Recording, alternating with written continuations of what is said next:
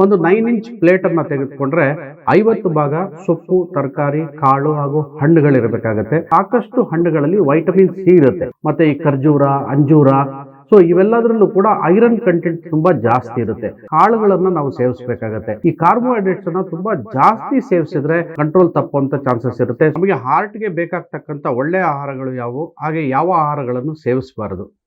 ನಮ್ಮ ಹಾರ್ಟ್ಗೆ ಬೇಕಾಗ್ತಕ್ಕಂಥ ಆಹಾರಗಳನ್ನು ನಾವು ನೋಡ್ತಾ ಹೋದ್ರೆ ಸಾಕಷ್ಟು ಪ್ರೋಟೀನ್ಸ್, ವೈಟಮಿನ್ಸ್, ಫ್ಯಾಟ್ಸ್, ಹಾಗೆ ಮಿನರಲ್ಸ್ ಮತ್ತು ಕಾರ್ಬೋಹೈಡ್ರೇಟ್ಸ್ ಇವೆಲ್ಲವನ್ನು ಕೂಡ ನಾವು ಸೇವಿಸಬೇಕಾಗತ್ತೆ. ಆದರೆ ಇದನ್ನು ನಾವು ಒಂದು ಸಮತೋಲನವಾಗಿ ನಾವು ಸೇವಿಸಬೇಕಾಗತ್ತೆ. ಅಂದರೆ ಇದನ್ನು ನಾವು ಬ್ಯಾಲೆನ್ಸ್ ಡಯಟ್ ಅಂತ ಹೇಳ್ತೀವಿ. ಒಂದು 9 ಇಂಚ್ ಪ್ಲೇಟನ್ನು ತೆಗೆದುಕೊಂಡ್ರೆ 50 ಭಾಗ ಸೊಪ್ಪು, ತರಕಾರಿ, ಕಾಳು ಹಾಗೂ ಹಣ್ಣುಗಳಿರಬೇಕಾಗತ್ತೆ.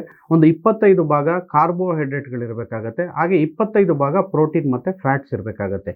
ಸೊ ಇವೆಲ್ಲ ಯಾವ ಯಾವ ಆಹಾರಗಳಲ್ಲಿ ಸಿಗುತ್ತೆ ಅಂತ ನೋಡೋಣ. ಸೊ ನಮಗೆ ನಾವು ಸೇವಿಸ್ತಕ್ಕಂಥ ಸೊಪ್ಪು ಮತ್ತು ಈ ತರಕಾರಿಗಳು, ಹಾಗೆ ಕಾಳುಗಳು, ಇದರಲ್ಲೆಲ್ಲ ಸಾಕಷ್ಟು ಭಾಗ ಈ ವೈಟಮಿನ್ಸ್ ಹಾಗೆ ಮಿನರಲ್ಸ್ಗಳು ಸಾಕಷ್ಟು ಇರುತ್ತೆ. ಎಸ್ಪೆಷಲಿ ನಾವು ಸೇವಿಸ್ತಕ್ಕಂಥ ಸೊಪ್ಪುಗಳು, ಗ್ರೀನ್ ಲೀಫಿ ವೆಜಿಟೇಬಲ್ಸ್ ಅಂತ ಹೇಳ್ತೀವಿ, ಇವು ಹಾರ್ಟ್ಗೆ ತುಂಬ ಒಳ್ಳೆಯದು.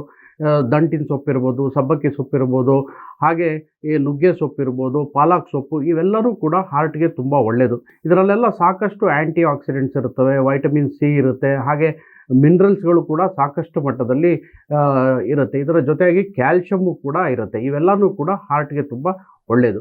ಇನ್ನು ನಾವು ಸೇವಿಸ್ತಕ್ಕಂಥ ಹಣ್ಣುಗಳು, ಸೊ ಈ ಹಣ್ಣುಗಳಲ್ಲಿ ಕೂಡ ಸಾಕಷ್ಟು ಹಣ್ಣುಗಳಲ್ಲಿ ವೈಟಮಿನ್ ಸಿ ಇರುತ್ತೆ. ಅಂದರೆ ಈ ಮೂಸಂಬಿ, ಆರೆಂಜು, ನಿಂಬೆಹಣ್ಣು, ಸೊ ಇವೆಲ್ಲದರಲ್ಲೂ ಕೂಡ ವೈಟಮಿನ್ ಸಿ ಇರುತ್ತೆ. ಇದರಲ್ಲಿ ಆ್ಯಂಟಿ ಆಕ್ಸಿಡೆಂಟ್ಸ್ ಕೂಡ ಇರುತ್ತೆ. ಇವು ಹಾರ್ಟ್ಗೆ ತುಂಬ ಒಳ್ಳೆಯದು. ಹಾಗೆ ಈ ಆ್ಯಪಲ್ಲು, ದಾಳಿಂಬೆ, ಮತ್ತು ಈ ಖರ್ಜೂರ, ಅಂಜೂರ, ಸೊ ಇವೆಲ್ಲದರಲ್ಲೂ ಕೂಡ ಐರನ್ ಕಂಟೆಂಟ್ ತುಂಬ ಜಾಸ್ತಿ ಇರುತ್ತೆ. ಸೊ ಇದು ಕೂಡ ನಮ್ಮ ರಕ್ತಕ್ಕೆ ತುಂಬ ಒಳ್ಳೆಯದು. ಸೊ ಇದು ರಕ್ತ ಚಲನೆ ತುಂಬ ನಮಗೆ ಚೆನ್ನಾಗಿದ್ದಾಗ ಯಾವಾಗಲೂ ಕೂಡ ಹಾರ್ಟ್ ತುಂಬ ಆರೋಗ್ಯವಾಗಿ ಇರುತ್ತೆ. ಇದರ ಜೊತೆಗೆ ಬೇರೆ ಸಾಕಷ್ಟು ಹಣ್ಣುಗಳಿದ್ದಾವೆ. ಈಗ ಕಿವಿ ಫ್ರೂಟ್ ಇರ್ಬೋದು, ಡ್ರ್ಯಾಗನ್ ಫ್ರೂಟ್ ಇರ್ಬೋದು, ಈ ಬ್ಲೂಬೆರೀಸ್ ಇರ್ಬೋದು, ಸೊ ಹಾಗೆ ಈ ಸ್ಟ್ರಾಬೆರೀಸ್, ಸೊ ಇವೆಲ್ಲದರಲ್ಲೂ ಕೂಡ ಈ ಆ್ಯಂಟಿ ಆಕ್ಸಿಡೆಂಟ್ಸ್ ಅನ್ನೋದು ತುಂಬ ಜಾಸ್ತಿ ಇರುತ್ತೆ. ಸೊ ಇವು ಕೂಡ ನಮ್ಮ ಹಾರ್ಟ್ಗೆ ತುಂಬ ಒಳ್ಳೆಯದು. ಸೊ ಇವೆಲ್ಲ ಸೊಪ್ಪು, ತರಕಾರಿಗಳನ್ನು ಹಾಗೆ ಹಣ್ಣುಗಳನ್ನು ನಾವು ಚೆನ್ನಾಗಿ ಸೇವಿಸಿದ್ರೆ ಹಾರ್ಟ್ಗೆ ತುಂಬ ಒಳ್ಳೆಯದು. ಸೊ ಹಾರ್ಟಿನ ಒಂದು ಆರೋಗ್ಯ ತುಂಬ ಉತ್ತಮವಾಗಿ ಇರುತ್ತೆ. ಇದರ ಜೊತೆಗೆ ನಾವು ಸಾಕಷ್ಟು ಕಾಳುಗಳನ್ನು ನಾವು ಸೇವಿಸಬೇಕಾಗತ್ತೆ. ಈ ಕಾಳುಗಳಲ್ಲಿ ನಮಗೆ ಪ್ರೋಟೀನ್ ಅಂಶ ತುಂಬ ಜಾಸ್ತಿ ಇರುತ್ತೆ. ಈ ಪ್ರೋಟೀನ್ ಜೊತೆಗೆ ಕೆಲವಾರು ಕಾಳುಗಳಲ್ಲಿ ವೈಟಮಿನ್ ಸಿ ಇರುತ್ತೆ, ಹಾಗೆ ಆ್ಯಂಟಿ ಆಕ್ಸಿಡೆಂಟ್ಸ್ ಕೂಡ ಇರುತ್ತೆ. ಇದು ಕೂಡ ನಮ್ಮ ಹಾರ್ಟ್ಗೆ ತುಂಬ ಒಳ್ಳೆಯದು. ಎಸ್ಪೆಷಲಿ ಈ ಮೊಳಕೆ ಬಂದಿರತಕ್ಕಂಥ ಕಾಳುಗಳೇನಿದ್ದಾವೆ, ಇದು ಹಾರ್ಟ್ಗೆ ತುಂಬ ಒಳ್ಳೆಯದು.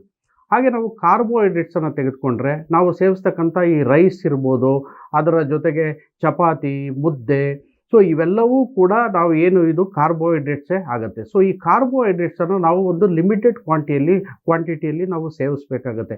ಈ ಕಾರ್ಬೋಹೈಡ್ರೇಟ್ಸನ್ನು ತುಂಬ ಜಾಸ್ತಿ ಸೇವಿಸಿದ್ರೆ ಇದು ಶುಗರ್ ಆಗಿ ಬ್ರೇಕ್ ಡೌನ್ ಆಗಿ ನಮ್ಮ ಯಾರಿಗೇ ಆಗಲಿ ಬ್ಲಡ್ ಶುಗರ್ಸ್ ಇರ್ತಕ್ಕಂಥವ್ರು, ಸೊ ಇವ್ರಿಗೆಲ್ಲರಿಗೂ ಕೂಡ ಶುಗರ್ ತುಂಬ ಕಂಟ್ರೋಲ್ ತಪ್ಪುವಂಥ ಚಾನ್ಸಸ್ ಇರುತ್ತೆ. ಸೊ ಇದು ನಮಗೆ ಬೇಕಾಗ್ತಕ್ಕಂಥದ್ದು ಒಂದು 25% ಅಷ್ಟೇ. ಸೊ ನಾವು ಟೋಟಲ್ ಡಯಟಲ್ಲಿ ಕಾರ್ಬೋಹೈಡ್ರೇಟ್ಸನ್ನು ಒಂದು 25% ಮಾತ್ರ ಸೇವನೆಯನ್ನು ಮಾಡಬೇಕಾಗತ್ತೆ. ಇನ್ನು ಇದರ ಜೊತೆಗೆ ಮತ್ತು ಪ್ರೋಟೀನ್ಸ್ ಆ್ಯಂಡ್ ಫ್ಯಾಟ್ಸ್, ಏನೀಗ ಎಣ್ಣೆ ಪದಾರ್ಥಗಳು ಇವನ್ನೆಲ್ಲ ನಾವು ತಿಂತೀವಿ. ಸೊ ಈ ಎಣ್ಣೆ ಪದಾರ್ಥಗಳನ್ನು ಕೂಡ ನಾವು ಲಿಮಿಟ್ ಮಾಡಬೇಕಾಗತ್ತೆ. ಇದನ್ನು ನಾವು ಬರೀ ಒಂದು 25% ಮಾತ್ರ ಸೇವನೆ ಮಾಡಬೇಕಾಗತ್ತೆ. ಅಂದರೆ ಹಾಲು, ಹಾಲಿನ ಪ್ರಾಡಕ್ಟ್ಗಳಿರ್ಬೋದು, ಅಥವಾ ಮೊಟ್ಟೆ, ಮಾಂಸ, ಸೊ ಇವೆಲ್ಲವನ್ನು ಕೂಡ ನಾವು ಲಿಮಿಟ್ ಮಾಡಬೇಕಾಗತ್ತೆ. ಸೊ ನಮ್ಮ ಹಾರ್ಟಿನ ಆರೋಗ್ಯಕ್ಕೆ ಇದನ್ನು ನಾವು 25% ಲಿಮಿಟ್ ಮಾಡಿದ್ರೆ ತುಂಬ ಉತ್ತಮ. ಎಸ್ಪೆಷಲಿ ನಾವು ಈ ಆಯಿಲ್ಸ್ ಮತ್ತು ಇವನ್ನೆಲ್ಲ ಸೇವನೆ ಮಾಡುವಾಗ ಈ ಕಡಲೆಕಾಯಿ ಎಣ್ಣೆ ಇರ್ಬೋದು, ಕೊಬ್ಬರಿ ಎಣ್ಣೆ, ಹಾಗೆ ನಮಗೆ ಈ ಆಲಿವ್ ಆಯಿಲ್ ಬರುತ್ತೆ. ಸೊ ಇವೆಲ್ಲ ಹಾರ್ಟ್ಗೆ ತುಂಬ ಒಳ್ಳೆಯದು. ಇನ್ನು ನೆಕ್ಸ್ಟ್ ಇದು ಬಂದರೆ ಸನ್ಫ್ಲವರ್ ಆಯಿಲ್, ಅದು ಕೂಡ ಸ್ವಲ್ಪ ಓಕೆ. ಆದರೆ ಇನ್ನು ಬೇರೆ ಎಣ್ಣೆಗಳೇನಿರ್ತವೆ, ಈ ಪಾಮ್ ಆಯಿಲ್ ಮತ್ತು ಡಾಲ್ಡಾ, ಇವೆಲ್ಲ ಹಾರ್ಟ್ಗೆ ತುಂಬ ಕೆಟ್ಟದ್ದು. ಸೊ ಅದನ್ನು ಆದಷ್ಟು ಅವಾಯ್ಡ್ ಮಾಡಬೇಕಾಗತ್ತೆ. ಇದರ ಜೊತೆಗೆ ನಾವು ಮಾಂಸವನ್ನು ಏನು ತಿಂತೀವಿ, ಈ ಮೀನು, ಹಾಗೆ ಪ್ರಾನ್ಸ್ ಇರ್ಬೋದು, ಹಾಗೆ ನಾಟಿ ಕೋಳಿ, ಏನು ಈ ಚರ್ಮವನ್ನು ತೆಗೆದಿರ್ತಕ್ಕಂಥ ಸ್ಕಿನ್ ಔಟ್ ಚಿಕನ್ ಏನಿರುತ್ತೆ, ಸೊ ಇವು ಹಾರ್ಟ್ಗೆ ಒಳ್ಳೆಯದು. ಸ್ವಲ್ಪ ಮಟ್ಟದಲ್ಲಿ ನಾವು ಸೇವನೆಯನ್ನು ಮಾಡ್ಬೋದು. ಆದರೆ ಈ ರೆಡ್ ಮೀಟ್ ಏನಿರುತ್ತೆ, ಇದು ತುಂಬ ಡೇಂಜರ್ ಅಂತ ಹೇಳ್ತೀವಿ. ಇದು ಹಾರ್ಟ್ಗೆ ತುಂಬ ಕೆಟ್ಟದ್ದು. ಹಾಗೆ ಈ ಆಯಿಲ್ಗಳು ಕೂಡ, ಈ ಕೆಲವಾರು ಆಯಿಲ್ಗಳು, ಈ ಪಾಮ್ ಆಯಿಲ್ ಮತ್ತು ಡಾಲ್ಡಾ, ಇವೆಲ್ಲವೂ ಕೂಡ ನಮ್ಮ ಕೊಲೆಸ್ಟ್ರಾಲ್ ಲೆವೆಲನ್ನು ಜಾಸ್ತಿ ಮಾಡುತ್ತೆ. ಇದರಿಂದ BP ಜಾಸ್ತಿ ಆಗುವಂಥ ಚಾನ್ಸಸ್ ಇರುತ್ತೆ. ಹಾರ್ಟ್ ಅಟ್ಯಾಕ್ಗಳು ಕೂಡ ಜಾಸ್ತಿ ಆಗುವಂಥ ಚಾನ್ಸಸ್ ಇರುತ್ತೆ. ನೀವು ಸಣ್ಣ ಆಗಬೇಕಲ್ವಾ? ಅದು ಒಂದು ಉತ್ತಮ ಆಹಾರದಿಂದ ಸಣ್ಣ ಆಗಬೇಕಲ್ವಾ? ಪ್ರತಿದಿನ ನಮ್ಮ ಜೀನಿ ಸ್ಲಿಮ್ನ ಯೂಸ್ ಮಾಡಿ ಯಾವುದೇ ಸೈಡ್ ಎಫೆಕ್ಟ್ ಇಲ್ದಂಗೆ ನೀವು ಸಣ್ಣ ಆಗ್ತೀರಾ.